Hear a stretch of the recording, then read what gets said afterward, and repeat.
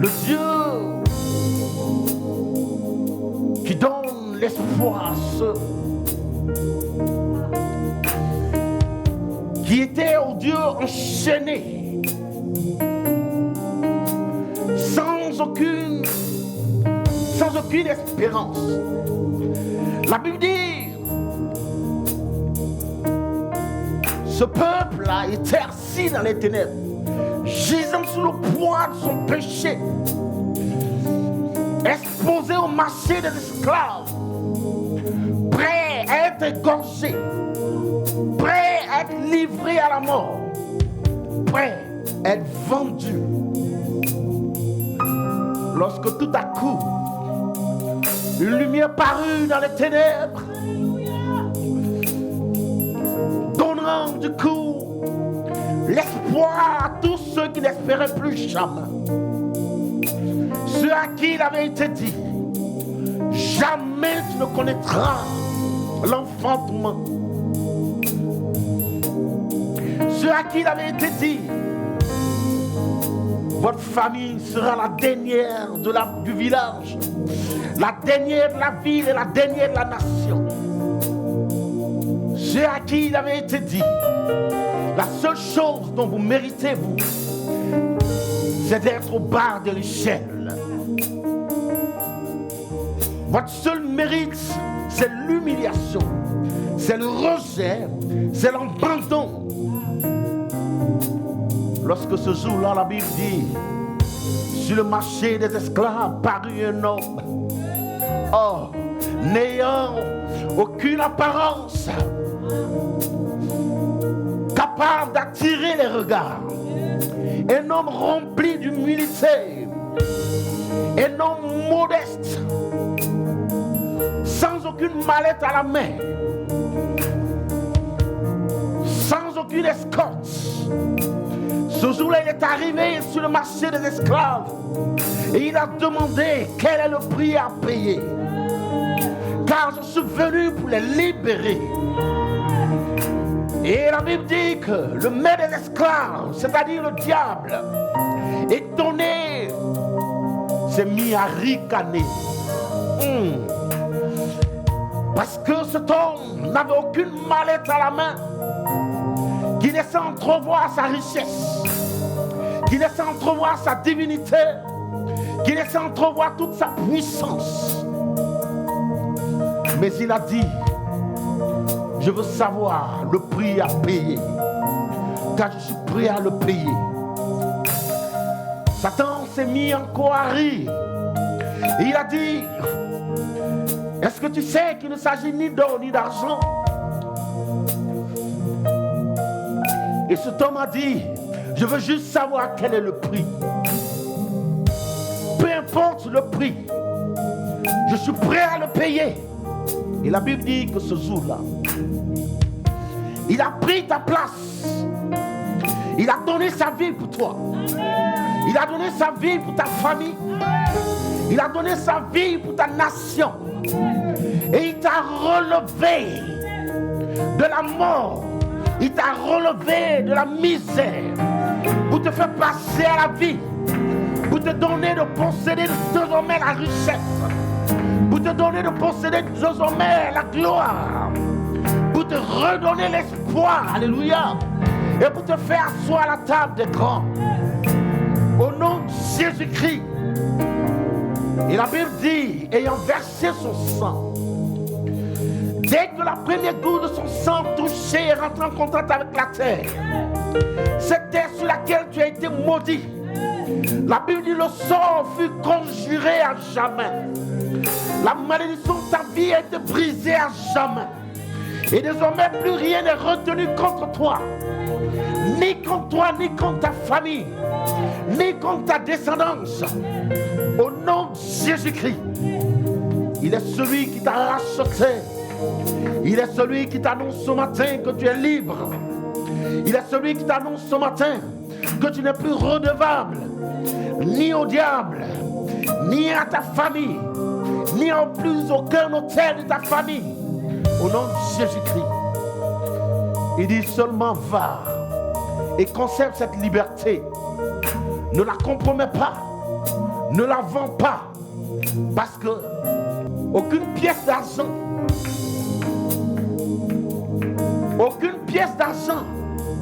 aucun or ne peut s'égaler à ta vie. Parce que pour que tu sois ce matin, il a fallu que Dieu, l'immortel, connaisse la mort et qu'il descende dans les profondeurs de l'abîme pour aller te faire remonter au nom de Jésus-Christ et te donner aujourd'hui d'être ce que tu es. Le prix a été payé pour toi, frère. Le prix a été payé pour toi, ma soeur. Tu es un homme affranchi, libre de toute condamnation. Il suffit simplement de prendre conscience de cette vérité parce qu'elle s'impose aux autels de ta famille. Elle s'impose à l'échec. Elle s'impose à la malédiction. Car il n'y a de vérité pour toi que celle-ci. Christ a porté des malédictions et il t'a donné la liberté. Conserve cette liberté à jamais et marche dignement devant sa face.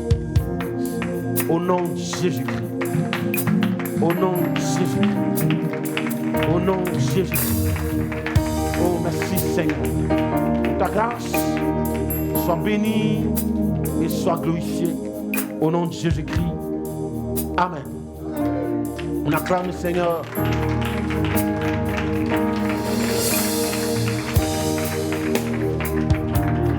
Hallelujah. Au nom de Jésus. Je voudrais donc dire merci, Seigneur, merci pour ta parole. Oh Dieu, ce matin, merci de nous faire du bien au travers de ta parole. Merci de nous remplir de connaissances et que nous ressortons de ce lieu chargé, fortifié, regaillardi. Au nom de Jésus-Christ. Merci, Seigneur. Amen. Bien-aimés, donc, nous sommes toujours dans notre grand thème de l'année. Pour 2024, bienvenue frère. Pour 2024, je fais de ma vie la demeure de Christ. C'est un thème puissant. Et nous disons le dimanche dernier qu'au-delà d'être un simple thème de prédication, non, c'est bien plus que ça. C'est un appel de Dieu à son Église tout entière. C'est un appel. C'est Dieu qui nous invite à marcher dans ses pas et à être comme lui.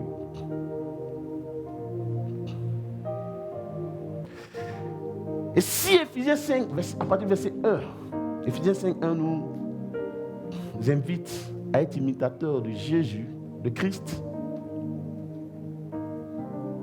Si Dieu, au travers de ce passage, nous invite à imiter Jésus, écoutez-moi bien.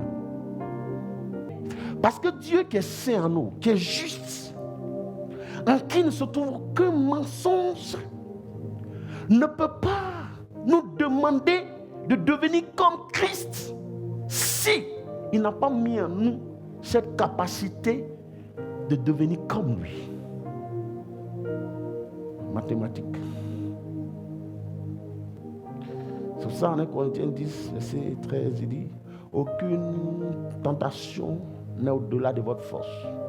Parce que s'il permet que cela soit au-delà de nos forces, pourquoi il va nous juger?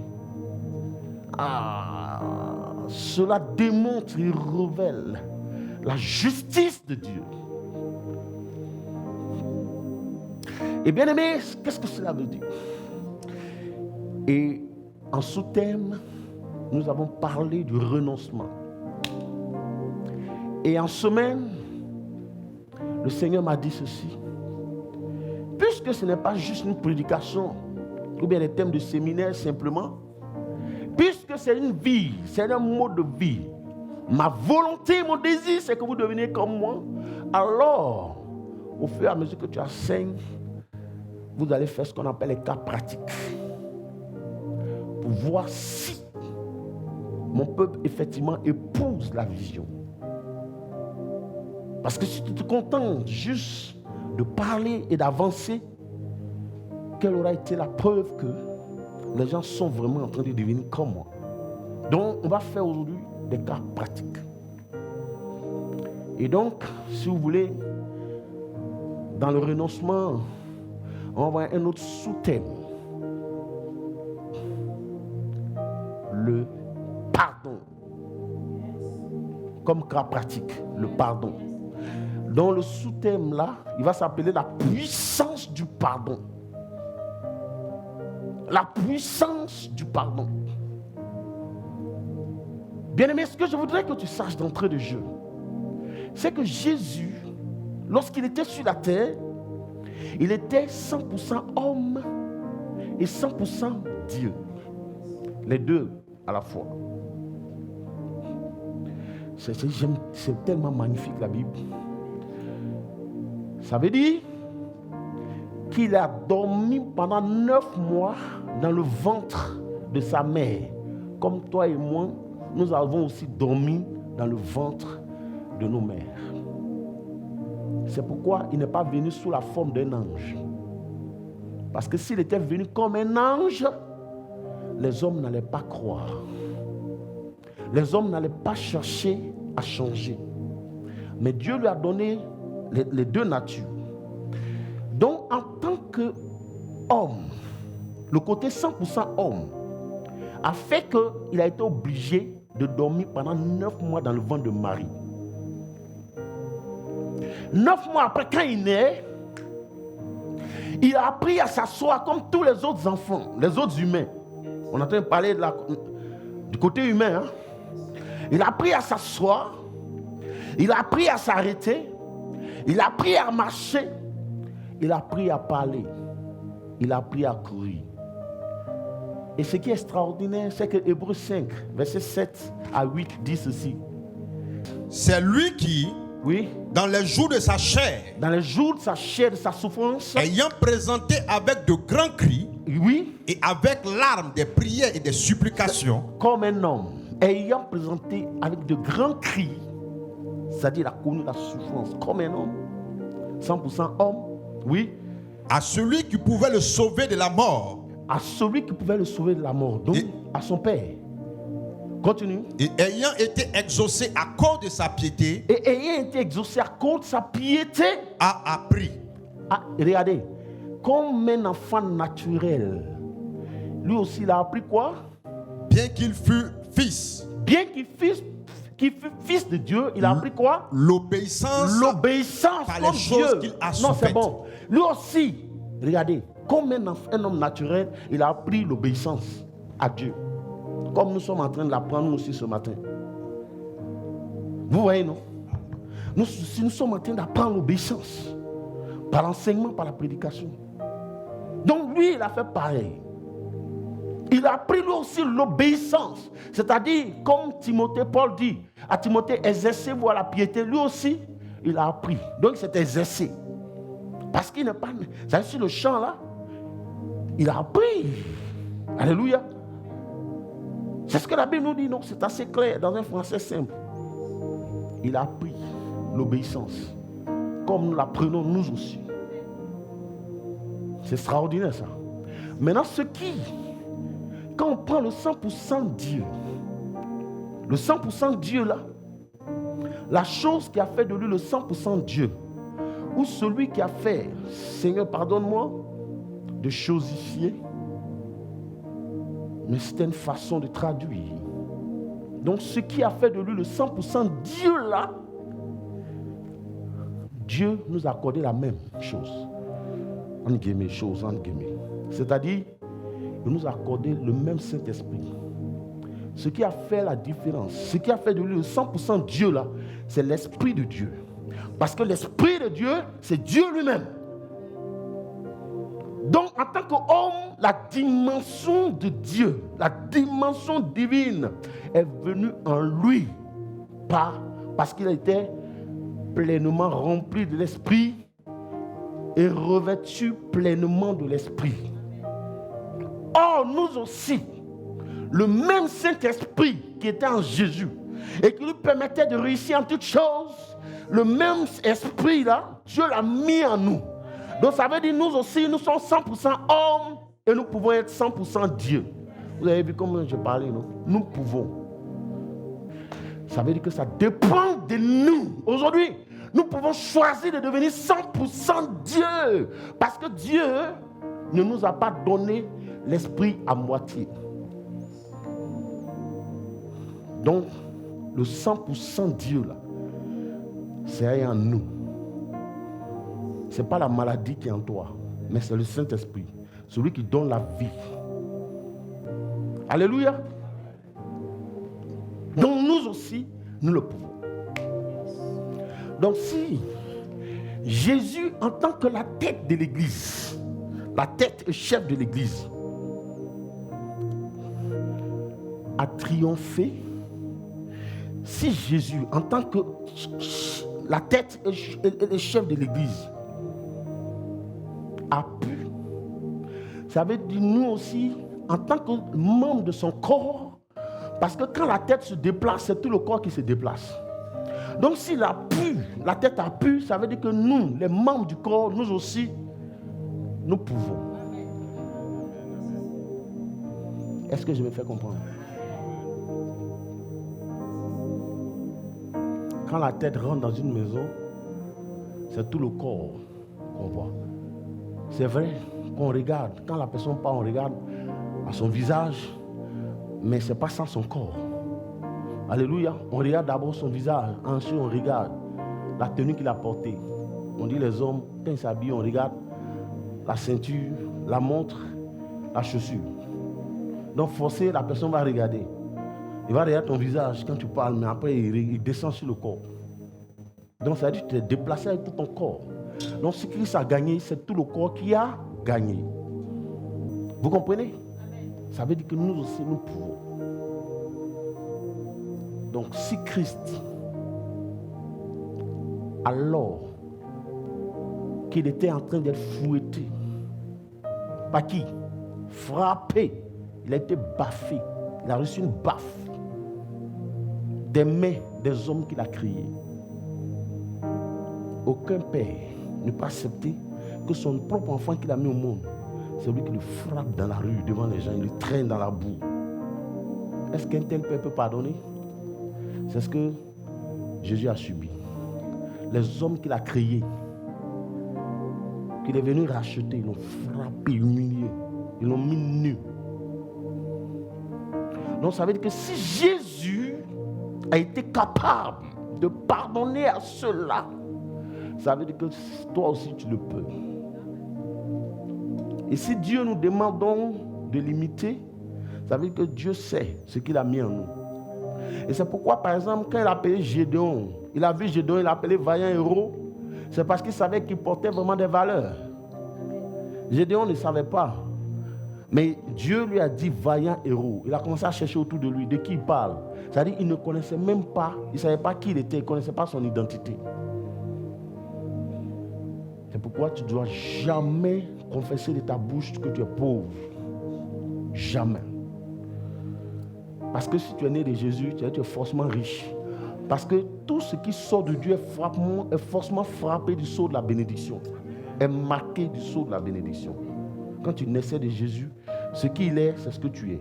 Donc arrête un tant soit peu. Arrête s'il te plaît, pas un tant soit peu. Arrête définitivement de confesser la malédiction sur ta vie. Sinon, tu n'es pas né de Dieu. Donc si Christ a été capable de pardonner, ça veut dire que toi aussi tu peux. Tu peux pardonner. Et donc si tu ne peux pas pardonner, ça veut dire que tu dis que tu es chrétien, mais le règne de Dieu n'est pas encore parfait en toi. Bien-aimé, c'est en cela que un jour, les disciples vont formuler cette demande à Jésus. Vous voyez comment je parle là, non? Je vais doucement, parce que c'est un enseignement. Les disciples, donc, ils vont formuler cette question au Seigneur. Ils disent, Seigneur, Maître, apprends-nous à prier. Waouh! Quelle intelligence! Regardez comment ils ont été intelligents. Quand je méditais ce passage, ça m'a bouleversé. Ils auraient pu dire, Seigneur, communique-nous l'onction. N'est-ce pas? Impose-nous les mains, transmets-nous l'onction. Transmets-nous la puissance. Automatiquement. Mais ils ont dit non. Pourquoi? Vous savez ce qui a motivé cette question? Parce qu'ils ont vu sur le terrain, ils ont été émerveillés par les résultats du Seigneur. Ils ont été émerveillés par ces résultats sur le terrain. Ah! Tout lui réussit. Comment il fait? Ils ont su que c'est pourquoi tous les matins, il va dans le recueillement. Tout le matin, il dévançait le jour. Il allait dans la présence de son Père. Et lorsque le jour se levait, c'était que des victoires. Donc ils ont vu que l'origine de cela, c'est la communion avec son Père.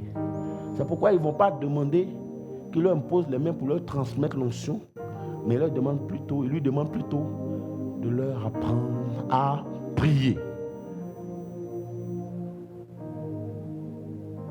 Parce qu'il était capable d'être dans la présence de son Père, dans une forte communion. Aucun bruit ne le dérangeait. Il se mettait à l'écart et puis priait. Apprenons à prier. Et donc c'est dans la prescription du modèle parfait de la prière que le Seigneur va révéler ceci en Matthieu 6, 12. Le point que nous allons aborder ce matin. En Matthieu 6, 12, il dit ceci. Pardonne-nous nos offenses, oui, comme nous aussi nous pardonnons à ceux qui nous ont offensés. Waouh! Amen. Jésus prescrivant la méthode pour être exaucé, pour avoir les résultats comme lui les avait sur le terrain, dans cette procédure qu'il met en place pour aboutir à l'exaucement, il y a un point important qui fait ce matin l'objet de notre méditation, c'est celui-ci. Pardonne-nous, Père, comme nous pardonnons à tous ceux qui nous ont offensés. Comme nous pardonnons nous aussi à ceux qui nous ont offensés. Waouh, quel code!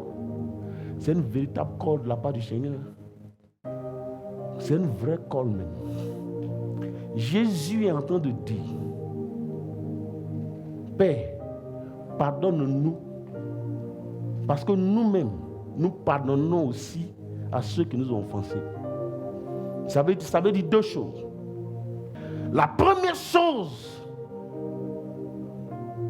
le premier enseignement qu'on peut tirer de cela, c'est que Dieu est sûr que puisque tu es né de lui, tu portes en toi ces gènes, lesquels sont les gènes de l'amour, de l'humilité, de la simplicité, du pardon.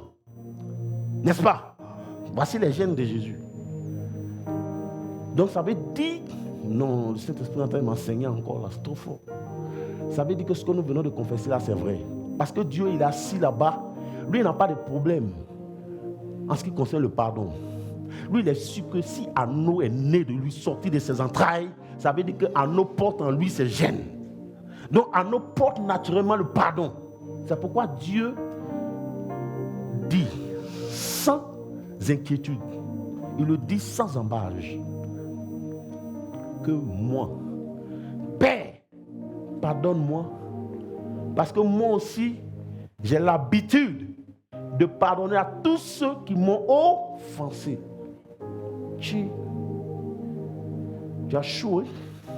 Non, tu as chaud là. Non, le Père, lui, son cœur ne bat pas. Parce que quand on dit on est né de Jésus, on porte son nom là. Ce n'est pas pour avoir l'argent sur main. Mais c'est pour pouvoir pardonner aussi. Avoir la nature de Christ, avoir son caractère.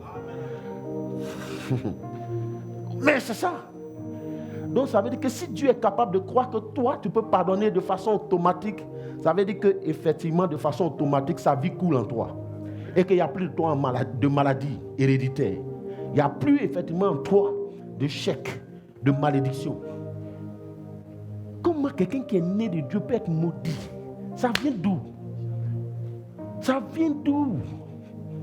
Ça vient d'où? Ça dépend. Il dit qu'il te soit fait selon ta foi. Moi, pasteur Pierre, jusqu'au dernier jour, à la dernière minute de ma présence sur la terre, je croirai toujours que parce que je suis né de Jésus, je ne suis pas maudit. Pourquoi Dieu dit je suis béni, je ne crois pas? Et puis je crois que parce qu'un sorcier a parlé contre moi, là, ça va s'accomplir. C'est une insulte à Dieu et c'est une aberration. Et il y a beaucoup, malheureusement, de serviteurs de l'Éternel qui ont enseigné ces choses pendant des années. Et finalement, c'est resté dans l'esprit des gens. Tu ne peux rien faire. Tu ne peux rien faire. Tu ne peux rien faire. Si le juste, les fondements du juste sont renversés, si les fondements sont renversés, le juste quand, si les fondements sont renversés, attendez-moi, j'arrive. Je vais vous expliquer ce que ça veut dire. Affaire des fondements renversés, qui est devenu fonds de commerce. Donc Dieu dit, tu as le droit de lui demander de te pardonner parce que toi-même, tu fais de même. Ça, c'est une vraie colle. Hein? Mais est-ce que toi-même, tu sais, est-ce que toi-même, tu es convaincu que tu fais de même? Ah, ce n'est pas un piège, mais c'est une colle. C'est-à-dire, oh, Dieu là, même ces colles sont des bénédictions. En te posant cette colle, ça dit t'oblige à le faire. Parce qu'il y va de ta propre bénédiction. Maintenant, ce passage-là, je vais t'expliquer ce que ça veut dire. La deuxième chose, c'est que Dieu, en disant, pardonne-moi, Père, comme je pardonne moi-même à tous ceux qui m'ont offensé, Dieu est en train de te dire, à l'opposé, que la seule condition qui me permettra, moi, malgré que tu sois mon fils, de te pardonner, c'est parce que tu as d'abord pardonné à tous ceux que tu as enfermés dans ton cœur. Ah! Mais je te dis la vérité. Voici la vérité là qui est là. Ça dit que tu as le dos au mur. Donc, ce n'est pas parce que tu t'assois dans la salle de l'église, ce n'est pas parce que tu dis que tu es enfant de Dieu que, à la vérité, tu obtiens le pardon du Seigneur. Non. Non. Comme pour dire, vous serez jugés du jugement dont vous jugez. On vous mesurera avec la mesure que vous utilisez pour mesurer les autres. Donc la façon dont tu pardonnes, ta capacité à pardonner de cela va engendrer aussi pour toi le pardon de Dieu. Si tu ne pardonnes pas les autres, Dieu non plus ne peut pas te pardonner. Parce que Dieu est saint, lui-même il a dit, il est le premier respectueux de sa parole. Mon enfant, je n'ai rien contre toi, mais toutes les personnes que tu as enfermées dans ton cœur là, il faut leur pardonner. Il dit, regardez le verset, on y va encore dans la méditation. Il dit, pardonne-moi comme je pardonne à tous ceux qui ont fait quoi? Qui m'ont offensé. Non pas ceux que j'ai offensés, mais ceux qui m'ont offensé. Ah! Révélation, merci Seigneur. C'est-à-dire, moi j'étais assis tranquillement chez moi, ils se sont soulevés là-bas, ils se sont transportés jusqu'à moi pour venir m'offenser. Et ils sont repartis chez eux. Ah, ma fille, tu vas comprendre. Ce n'est pas moi. Matin a été sur moi. Je ne suis même pas encore sorti de ma maison depuis matin. Il s'est soulevé. Il est venu jusqu'à chez moi pour venir m'insulter proprement. Comme un torchon. Et quand il finit de m'insulter, il s'en va. Dieu dit, il faut le suivre. Toi maintenant qui sont venus insulter là, il faut te lever pour le suivre. Chez lui. Non pas pour aller faire la réplique, hein, mais pour aller lui dire, de toute façon tu m'as insulté matin. Là. Dieu dit de venir te voir pour dire de faire la paix. Alléluia.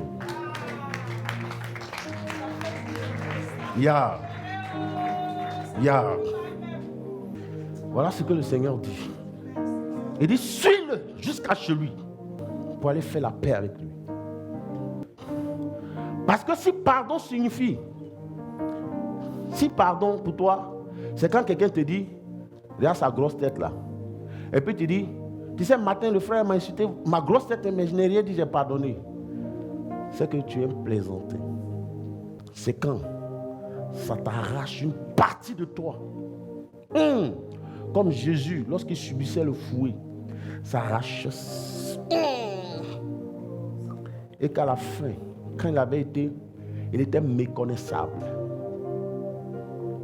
Méconnaissable, sous le poids des coups de fouet. La Bible dit qu'il n'avait plus rien pour attirer nos regards. Et puis malgré ça, il dit, Père, pardonne-le. Pardonne-le. Parce qu'il ne sait pas ce qu'il faut.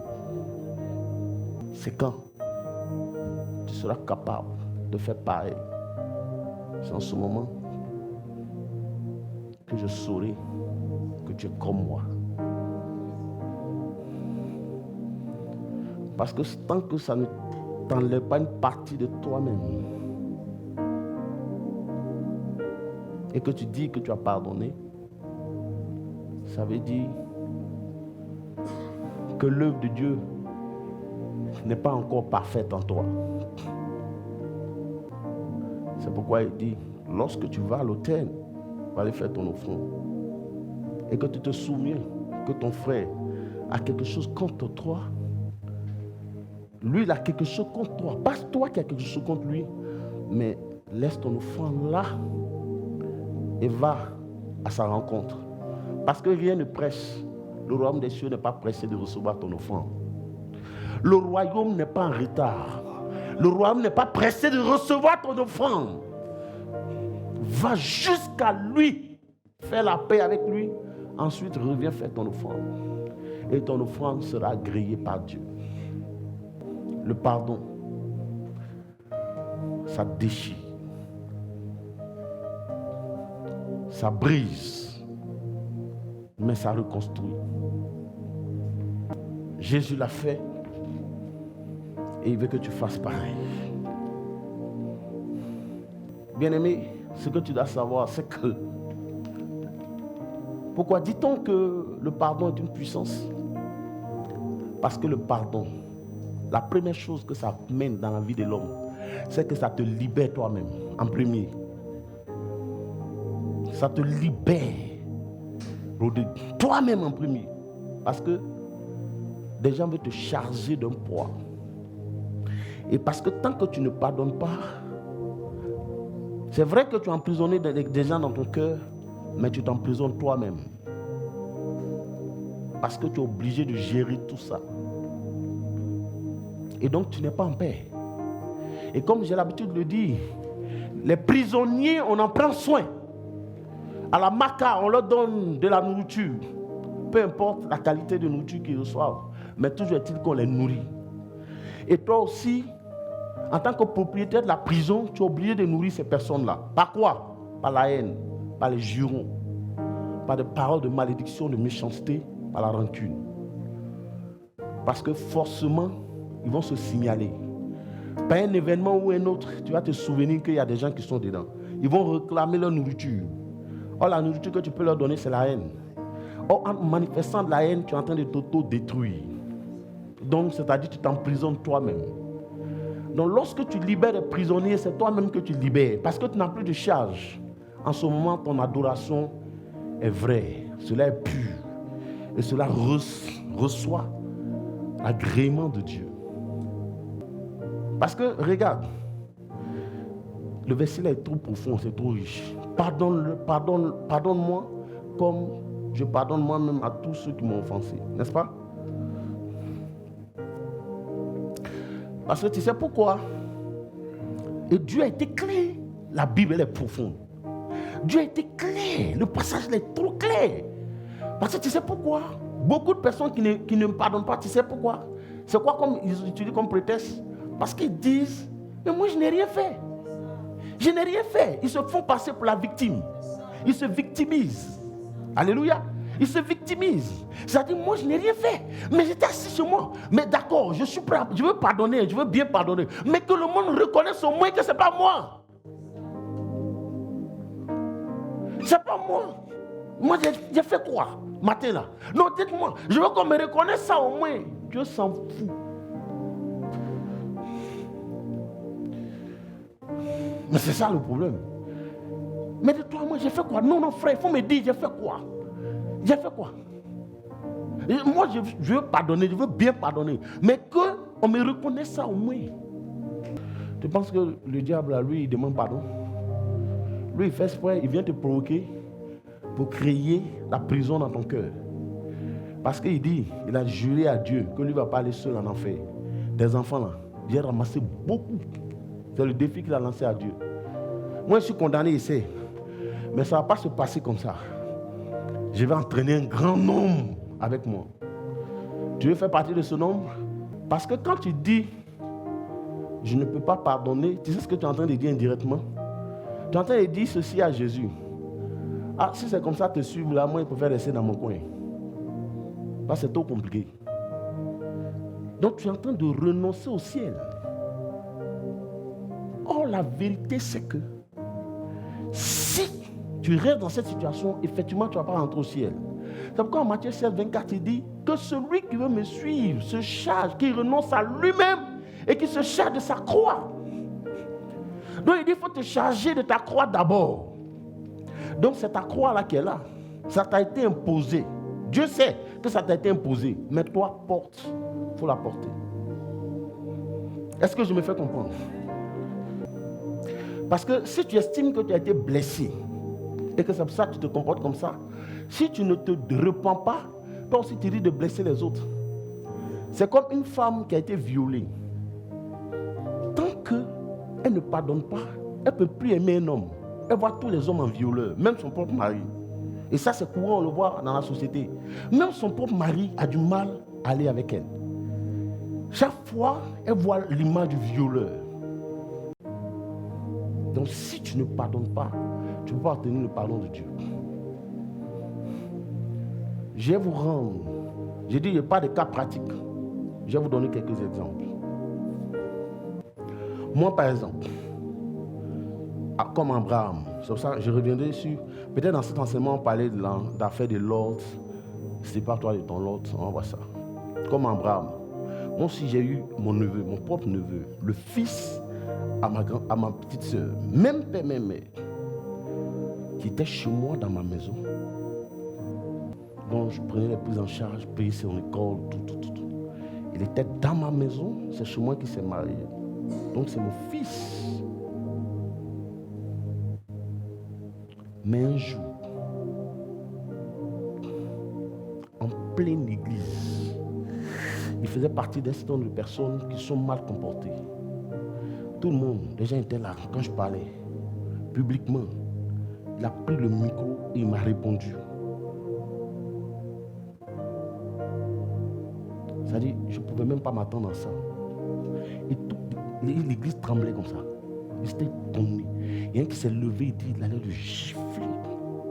Je ne pouvais jamais imaginer ça. Ça là, ce n'est pas du parfum, hein. Ça déchire.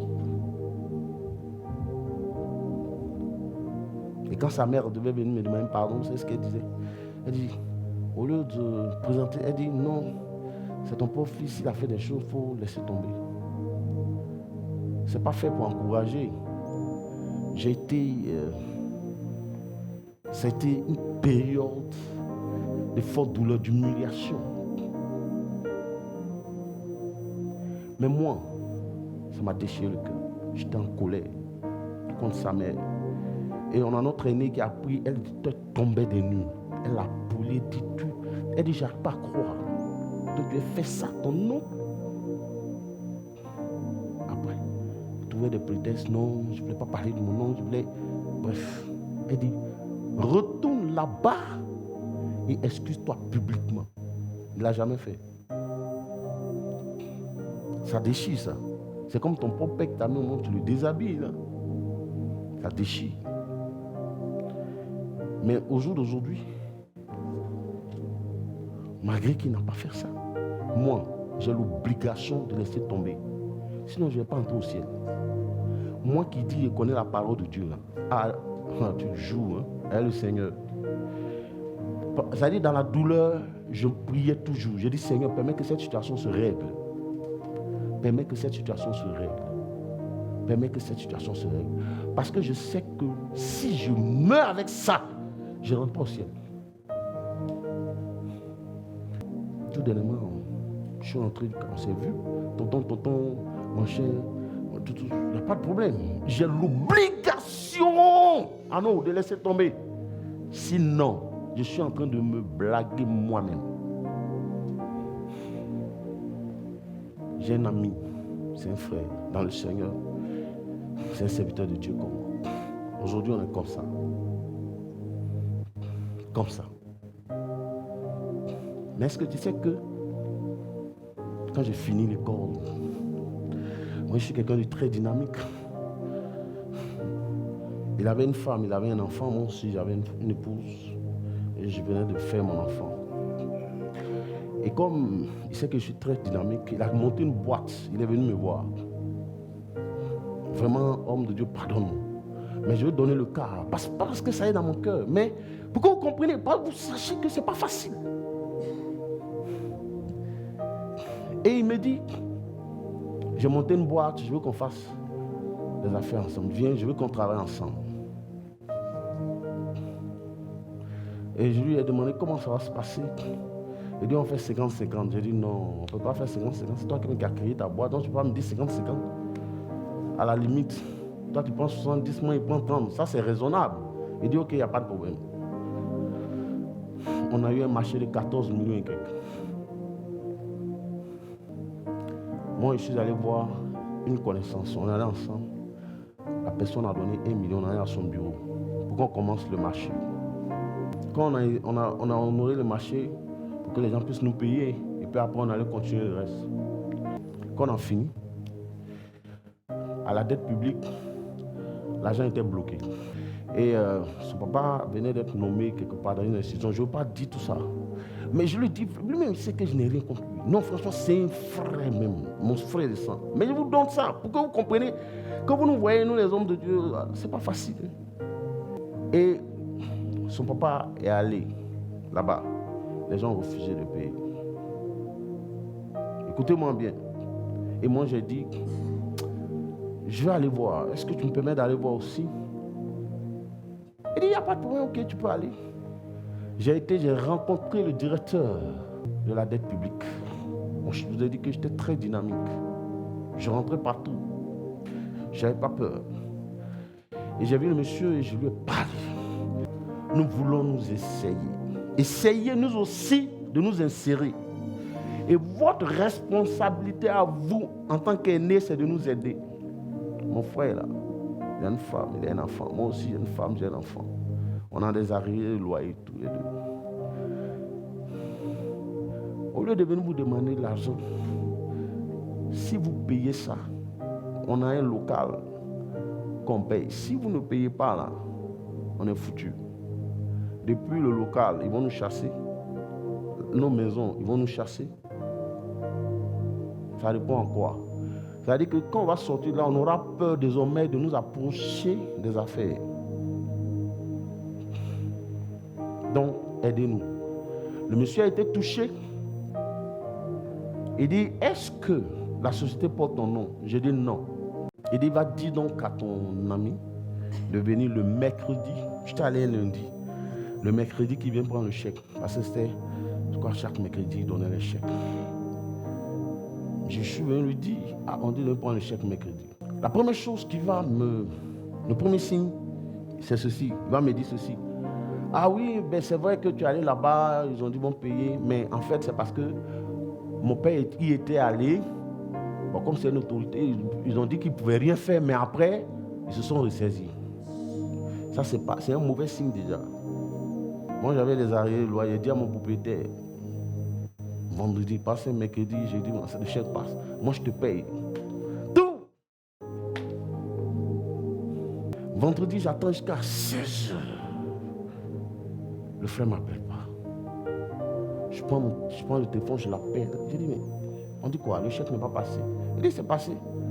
Il dit, mais depuis là. Il dit, ok, il faut passer voir ma femme. J'ai laissé quelque chose pour toi. Passer voir ta femme. Si je laisse jusqu'à l'infini pour deviner combien il m'a laissé. 14 minutes. Il dit, va voir ma femme, je t'ai laissé 100 000 francs. Je suis tombé. Heureusement qu'il y a un fauteuil derrière moi, je suis tombé dedans. Écoutez bien. Je suis allé prendre les 100 000 francs. Je paye une partie de mon loyer. Quand je suis venu, mon épouse a commencé à rire. Elle riait, elle dit, moi, si je le disais, tu n'allais pas croire. Elle a un discernement poussé, mon épouse. Je suis tombé malade. J'ai été le voir, j'ai dit, mais, ok, mais ça est dans sa main. Je n'ai pas fait par là. J'ai dit, bon, fais-moi un prêt. Il dit, non, pas question. Tous les hommes de Dieu m'ont dit, il faut le maudire. J'ai dit, bon, je ne maudis pas l'homme. Je ne l'ai pas maudit. Hein. Je ne l'ai pas maudit. J'étais malade pendant une semaine. C'est couché dans mon lit que Dieu m'a dit ceci. Il dit, tu vas créer une entreprise qui sera pour moi un hôtel. Un hôtel. C'est de là que je tire l'huile aujourd'hui pour servir Dieu. Et j'ai commencé à prier le Seigneur. Je ne sais pas comment ça s'est passé. Bref, vous épargnez certains détails. Tout l'argent est parti. 14 bâtons, là, c'est parti. Et moi, Dieu m'ouvre les portes. Je commence à travailler. Puis j'avais eu un problème. On devait me payer à hauteur de 1,5 million. Parce que c'était une opération délicate dans le dos. Et donc, j'avais commencé à avoir l'argent. Je payais, j'étais à la clinique. Et lui, il ne savait pas tout ça, puisque bon, j'étais dans son coin, moi j'étais dans mon coin. Et puis, mon épouse l'appelle pour dire, ton frère a été... lui pensait qu'on voulait lui demander l'argent. Elle dit, ça fait 1,5 million. Elle dit, mais... Elle dit, non, t'inquiète. Lui-même, il a payé.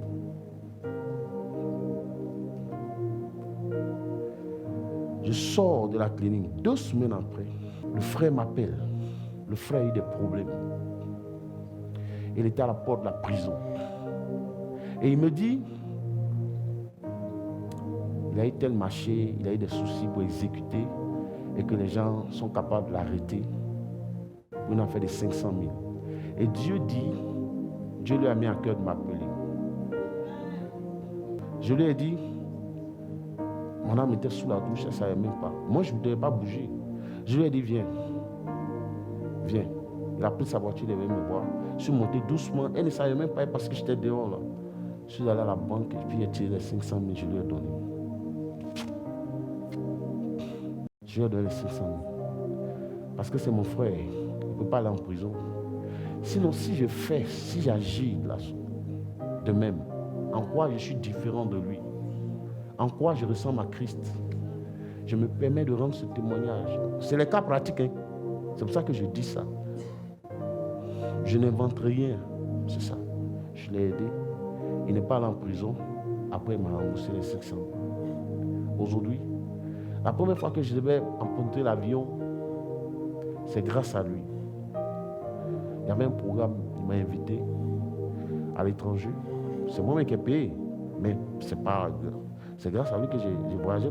Si je l'avais maudit, si on s'était séparés, est-ce que ça? Aujourd'hui, on est devenus les meilleurs frères. Je l'aime beaucoup et il m'aime beaucoup. Alléluia. Je l'aime beaucoup et il m'aime beaucoup, on se respecte. C'est-à-dire, je n'ai jamais pensé à ça. Jamais. Je suis sincère. Parce que je connais les Écritures. Mais parce que je ne l'ai pas maudit, parce que je ne l'ai pas renié, Dieu m'a élevé. au jour d'aujourd'hui. Et chaque fois qu'il a eu besoin de moi, jusqu'aujourd'hui, j'ai répondu. C'est ça, être à la ressemblance de Christ. Sinon, si c'est parce que quelqu'un a dit ta tête est grosse et que tu dis tu as pardonné, c'est que l'œuvre de Dieu n'est pas encore parfaite en toi. Et dans cette même prescription du modèle de prière, Jésus, un peu plus haut, dit: notre Père qui est aux cieux, que ton nom soit sanctifié. On va venir dessus, hein. C'est parce que les gens récitent là. Ça veut dire que ton nom soit sanctifié, ça veut dire que ton nom jamais ne soit mêlé à mon péché ou à ma chute. Ou non, que ton nom soit toujours sanctifié, élevé. Que jamais personne ne dise, quand il est tenté, la Bible dit, de dire que c'est Dieu qui me tente. N'associe jamais le nom de Dieu à ton mensonge, à ta fausseté. Et maintenant, au deuxième point, il dit que ton règne vienne. C'est de cela que je voulais parler, comme en deuxième point. Que ton règne vienne, ça dit que ta vie désormais vienne en moi. Et que ta vie prenne, c'est-à-dire en lieu et place de nos habitudes, de nos coutumes, des lois, de nos régions, que ta vie désormais vienne en moi. Que ton règne vienne. Le règne de Dieu, c'est l'amour, c'est le pardon, c'est tout ça, ok? Non, je dis, on aura l'occasion d'enseigner ça. Frère, et regarde-moi bien, je te dis une chose. Tu sais, ce qui me fait peur sur la terre, ce n'est ni l'adultère ni le meurtre. Ce n'est pas ces choses-là. Ou bien les détournements d'argent, non. Alors que le manque de pardon, ça peut venir par une situation imprévue, spontanée, n'est-ce pas? Oui. Tu peux aller à une fête tout heureux, bien habillé, joyeux, et puis tu ressors de la fête attristé. Et puis tu jures sur le chemin. C'est-à-dire, tu commences à maudire la personne. C'est pas lui, c'est moi. Mais lui là, je jure sur la tête de mon papa qui est mort.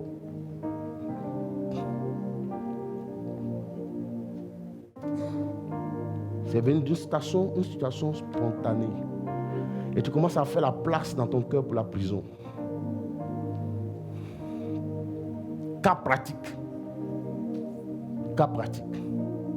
Soit c'est ta petite soeur que tu as hébergée dans ta maison qui va être ton propre mari. Ah, c'est pas faire de grosses têtes, hein? Ah, ça là, c'est pas grosse tête, hein? Avec ton propre mari, tu la vois dans la maison. Tu les as suppliés.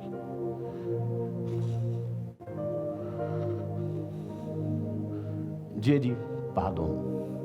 Ah, pardonne. Est-ce que tu peux pardonner ça? Cas pratique. Qu'est-ce que je veux dire par cas pratique? C'est-à-dire l'objectif, la finalité, c'est de ressembler à Christ, non? C'est de faire de notre vie la demeure de Christ, non? Donc, je donne l'occasion à tous ceux qui ont des difficultés de s'approcher du pasteur. Tu viens me voir, on va échanger. Parce qu'il faut qu'on enlève les mauvaises herbes. Et je suis prêt à t'aider à les enlever et à pardonner. Ça déchire, mais il faut que tu le fasses. Ça va arracher ta chair, mais il faut que tu acceptes. Parce que, tout comme toi, il y a un homme qui a réussi cela. Matthieu 12, verset 21. Oui. Alors Pierre s'approcha de lui et dit. Alors Pierre s'approcha de Jésus et dit, Seigneur, combien de fois pardonnerai-je à mon frère? Combien de fois dois-je pardonner? Lorsqu'il péchera contre moi. Parce qu'on a dit, si 7 fois dans la journée ton frère pêche contre toi, et que 7 fois dans la journée il vient se repentir, te demander pardon pour accepter. Donc c'est pourquoi Pierre demande donc au Seigneur. Oui. Sera-ce jusqu'à 7 fois?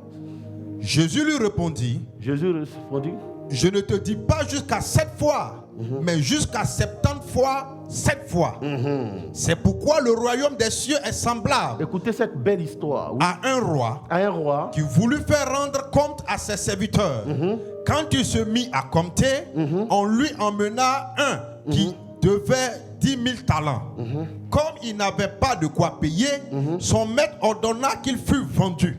Lui, sa femme, ses enfants et tout ce qu'il avait, et que la dette fût acquittée. Afin que la dette fût acquittée, oui. Le serviteur se jetant à terre, se prosterna devant lui. Il s'est jeté à terre devant son maître. Et dit, Seigneur, aie patience envers moi. Je te paierai tout. Je vais te payer. Ému de compassion, le maître de ce serviteur le laissa aller et lui remit la dette. Je laisse tomber tout. Je laisse tomber toute ta dette. Tu me dois 1 million, non? C'est pas grave. Je laisse tomber. Parce qu'il a été ému de compassion. Et il était tout heureux. Oui. Après qu'il fut sorti, et dès qu'on lui a pardonné qu'il sortait, ce serviteur raconta un de ses compagnons qui lui devait 100 deniers. C'est-à-dire, la personne lui doit 10 000. Lui devait 1 million. On dit on laisse tomber. Lui, on lui devait 10 000. Oui. Il croit celui qui lui devait 10 000. Il le saisit. Et l'étranglait. En disant, paie ce que tu me dois. Il a tapé son cou en même temps. Et tu ne vas pas t'amuser moi matin. Il t'a tué. Mais 10 000. Il t'a tué même. On lui demande pardon. Il dit non. Il n'a qu'à donner mes 10 000. Oui, continue. Mais l'autre ne voulut pas. Mais il ne voulait pas. Hein? Et il alla le jeter en prison jusqu'à ce qu'il eût payé ce qu'il devait. Jusqu'à ce qu'il ait payé tous les 10 000. Peut-être il a payé 200 par jour, 500. Le gars, il n'avait rien. Donc, il allait jeter en prison. Oui, continue. Ses compagnons, ayant vu ce qui était arrivé, furent profondément attristés et ils allaient raconter à leur maître tout ce qui s'était passé. Alors le maître fit appeler ses serviteurs et lui dit, méchant serviteur, je t'avais remis en entier ta dette. C'est-à-dire, je t'avais laissé tous les 1 million cadeaux. Parce que tu m'avais supplié. Parce que tu m'as supplié. Ne devais-tu pas aussi avoir pitié de ton compagnon comme j'ai eu pitié de toi? Oui. Et son maître, irrité, le livra au bourreau jusqu'à ce qu'il eût payé tout ce qu'il devait. C'est ainsi que mon Père céleste vous traitera si quelqu'un de vous ne pardonne à son frère de tout son cœur. De tout son cœur. Amen. Vous avez compris, non? Moi, Jésus, quand il dit, ne t'ai-je pas remis toute ta dette? Ça dit, est-ce que je n'ai pas pardonné tous tes péchés à la croix? Est-ce que tu méritais quoi que ce soit? Quand tu volais, là, j'ai volé avec toi. Quand tu tuais, là, j'ai tué avec toi. Quand tu avortais, j'ai avorté avec toi. Mais moi, je suis venu, j'ai pris tout ça, c'est tombé sur moi. Et puis, je t'ai pardonné entièrement. Et puis, toi, aujourd'hui, tu n'es pas capable de pardonner. Tu es qui? Parce que tu sais, la seule chose qui pousse au manque de pardon, c'est l'orgueil, c'est l'arrogance, le moi. Pourquoi la personne me parle comme ça? Elle est qui me parler comme ça? On s'en fout de qui que tu sois, de qui tu es. On s'en fout. Tu n'es pas plus grand que le maître. La Bible dit que la seule chose qui motive les querelles, c'est quoi? Il dit c'est l'orgueil. Quelqu'un t'a insulté, tu ne peux pas accepter. Bon, si c'est un homme comme lui, pourquoi il va m'insulter? Donc il dit, c'est une gloire pour l'homme que de se tenir loin des querelles. Donc ce matin, tu vas rentrer en toi-même. La prison, là, tu vas ouvrir ça forcé aujourd'hui. Tu vas ouvrir ça, tu vas libérer les gens. Donc rentre en toi-même. Et s'il y a quelqu'un qui t'a offensé, on n'a pas dit c'est toi qui as offensé la personne, mais c'est la personne qui t'a offensé. Demande pardon. Je vais vous donner un autre cas pratique, rapidement un exemple. Il y a un homme de Dieu que je connais. Il a Makouri et sa femme. Ils sont arrivés dans un quartier. Et puis, dans la rue, il y avait du sable. Donc sa femme, il y avait de l'eau, et puis elle est sortie. Parce qu'elle est arrivée dans le quartier, elle était dans son coin. Et puis, apparemment, ça allait chez eux là. Donc ça suscitait de la jalousie. Elle a juste versé l'eau dans la rue. Il y a une femme qui est sortie. Elle allait prendre pelle, elle balai, elle a ramassé la partie mouillée là. Puis elle est rentrée dans leur maison et puis elle allait verser dans le salon. Elle attendait que la femme ne passe pas, elle l'a baffée. La femme du pasteur n'a rien dit. Elle a ramassé le sable, elle a essuyé. Et puis après, elle allait voir la dame. Après, elle a attendu un peu. Et puis elle allait voir la femme pour faire la paix. Pour lui demander pardon, pour s'excuser quoi. Maintenant, ce qui va tuer la dame, c'est que le 1er janvier, elle a fait à manger. Et puis elle allait servir. Elle a servi pour donner à la dame. La femme a commencé à pleurer. Elle a commencé à pleurer. Et elle a donné sa vie à Jésus. Et elle faisait partie de l'équipe de nettoyage de l'église. Si la femme du pasteur avait répliqué, la Bible dit, vous les gagnerez par l'amour. Parce que par ta parole, tu peux détruire et par ta parole, tu peux reconstruire. Au lieu de détruire par tes injures, ton insolence, bâtis plutôt en pardonnant, en donnant de l'amour. Donc, c'est cas pratique. Je ne sais pas toi, qu'est-ce que tu traverses. Comme j'ai dit, je me tiens à disposition du peuple. On va rentrer, on va prier. C'est toi ceux qui connaissent ta situation. Donc, mets-toi à genoux devant le Seigneur. S'il y a quelqu'un qui t'a offensé, et puis depuis là, tu cherches une occasion pour l'attraper. Aujourd'hui là, Dieu t'a attrapé. Il dit, tu ne sortiras pas d'ici sans avoir pardonné. Donc, prions le Seigneur. C'est la seule chose qui me fait peur, je vous dis la vérité. À tort ou à raison, Seigneur. Peu importe ma raison, je n'en ai pas le droit. Seigneur, aie pitié de moi et pardonne-moi, Seigneur. Aie pitié de moi et pardonne-moi, Seigneur. Aie pitié de moi, oh Dieu, et fais-moi grâce, fais-moi miséricorde. Au nom de Jésus-Christ. Au nom de Jésus-Christ. Au nom de Jésus-Christ. Au nom de Jésus-Christ. Seigneur, être né de Jésus, ce n'est pas seulement avoir sa puissance. Ce n'est pas seulement être prospère. Mais c'est avoir aussi sa nature. Être capable de nous humilier. C'est en cela que la Bible dit, si le grain de blé qui tombe en terre ne meurt, il ne peut porter du fruit. Il faut que tu tues ton moi, il faut que le moi meure. Parce que c'est lui qui t'empêche de pardonner. C'est lui qui te dit que la personne n'en a pas le droit. Que cette personne n'en a pas le droit. Ce n'est pas possible. Aujourd'hui, Christ t'appelle à faire profil bas, à pardonner. Pardonne. Ouvre la porte de ton cœur, libère. Parce qu'il t'alourdit, il t'empêche d'avancer. Seigneur, aide-nous à pardonner. Seigneur, c'est fort, c'est déchirant. C'est déchirant, c'est douloureux. Quelle injustice, Père. Alors que je n'ai rien fait. J'étais tranquillement assis chez moi lorsque cette personne m'a offensé. Alors que je voulais juste aider la personne, aujourd'hui, elle me traîne dans la boue, elle me rabaisse. Seigneur, c'est déchirant. Et Père éternel, tu m'appelles à être comme toi, à pardonner, à laisser tomber cela. Mon Dieu, entends mes cris. Seigneur, aide-moi. Car c'est douloureux, Seigneur, c'est difficile. Mais je me dois de le faire. Mais je me dois au Dieu de le faire. Je me dois au Dieu de le faire, Seigneur. Aide-moi, Seigneur Dieu. Aide-moi, Seigneur Dieu d'Israël. Aide-moi, Seigneur Dieu d'Israël. Aide-moi, Seigneur Dieu d'Israël. Aide-moi à devenir comme toi. Seigneur, aide-moi à abandonner cela. Oui, je sens la douleur.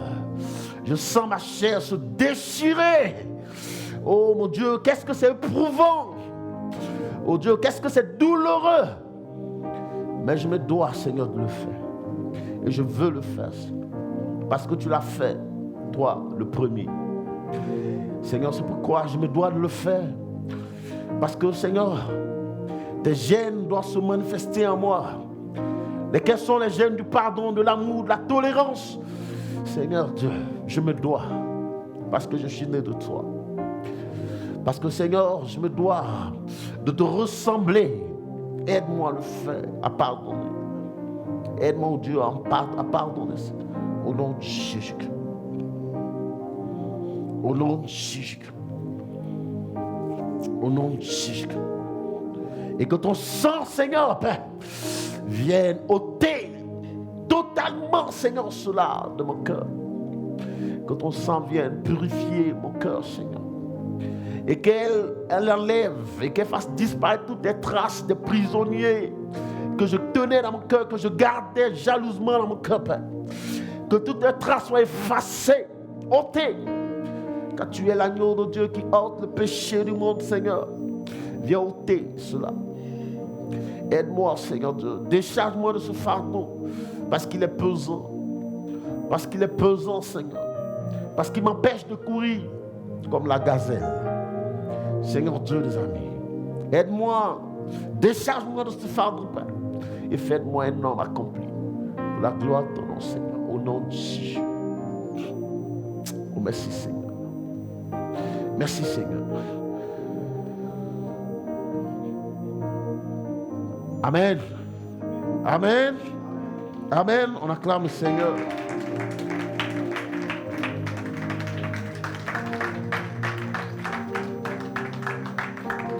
Alléluia. C'est cela. Tu ne peux pas dire que tu connais Dieu et puis tu ne pardonnes pas.